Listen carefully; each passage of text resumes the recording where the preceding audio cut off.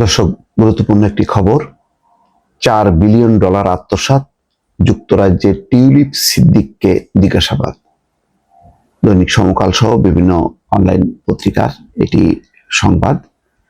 এই খবরে বলা হচ্ছে, পাবনার রূপপুর পারমাণবিক কেন্দ্রের প্রায় $4 বিলিয়ন আত্মসাতের অভিযোগ উঠেছে সাবেক প্রধানমন্ত্রী শেখ হাসিনা ও তার পরিবারের বিরুদ্ধে।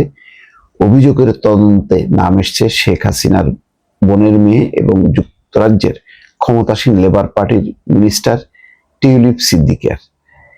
এই ঘটনায় তাকে জিজ্ঞাসাবাদ করেছে যুক্তরাজ্যের মন্ত্রিসভা অফিসের ন্যায় ও নৈতিকতা দল। সংবাদ মাধ্যম দ্য সানডে টাইমস রোববার জানায়, টিউলিপকে বৃহস্পতিবার জিজ্ঞাসাবাদ করা হয়েছে। সেখানে নিজের অবস্থান তুলে ধরেন তিনি। যদিও টিউলিপ নিজের জিজ্ঞাসাবাদের ব্যাপারে কোনো মন্তব্য করেননি, তবে মন্ত্রিসভা অফিসের এক মুখপাত্র বলেছেন, অর্থ আত্মসাতের সঙ্গে জড়িত থাকার দাবি অস্বীকার করেছেন তিনি। টিউলিপ ব্রিটেনের লেবার মন্ত্রিসভার সদস্য। তিনি economic secretary to the treasury and city minister হিসেবে দায়িত্ব পালন করছেন। তার কাজ যুক্তরাজ্যের অর্থবাজারের ভেতরের দুর্নীতি সামাল দেওয়া।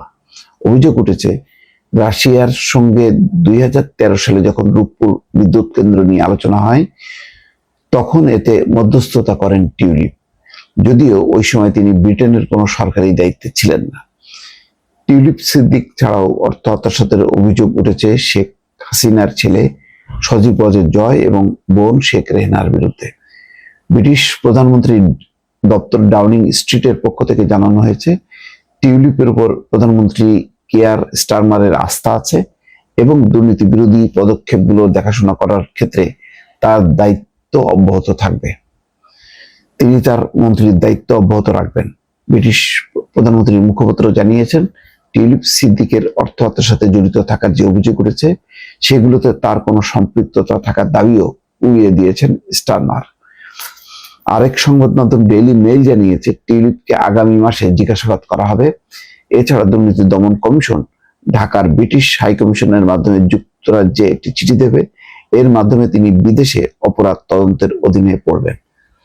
দর্শক, বুঝতে পারছেন যে দুর্নীতি দমন কমিশন যে চিঠি দিয়েছে যুক্তরাজ্যে, এর ফলে যুক্তরাজ্য সরকার দুদককে জিজ্ঞাসাবাদ করার ক্ষমতা দেবে বা অধিকার দেবেন, গ্রহণ করবেন তাদের প্রস্তাব, এবং সেই অনুযায়ী দুদকও তাকে জিজ্ঞাসা করতে পারে। অন্যদিকে ব্রিটিশ সরকারও আলাদাভাবে এই ব্যাপারে তদন্ত করছেন এবং বলছেন যে আগামী মাসে পূর্ণাঙ্গ তদন্ত শুরু হবে।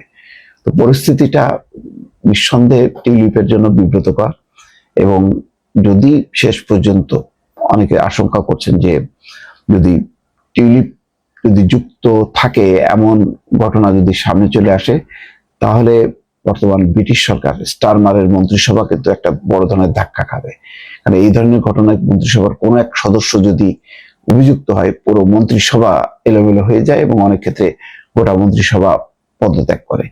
স্টারমারের জন্য এটা নিঃসন্দেহে একটা বড় ধাক্কা, কেননা অন্য তার যে কনজারভেটিভ দল বা অন্য দল, তারাও কিন্তু চেপে ধরবে তখন স্টারমারকে। যদিও এটি একদম প্রাথমিক পর্যায়ে আছে টিউলিপ সিদ্দিকের এই আত্মসাতের অভিযোগের তদন্তটি, কিন্তু আস্তে আস্তে যখন এটা আরো সামনে বড় করে আসবে, তখন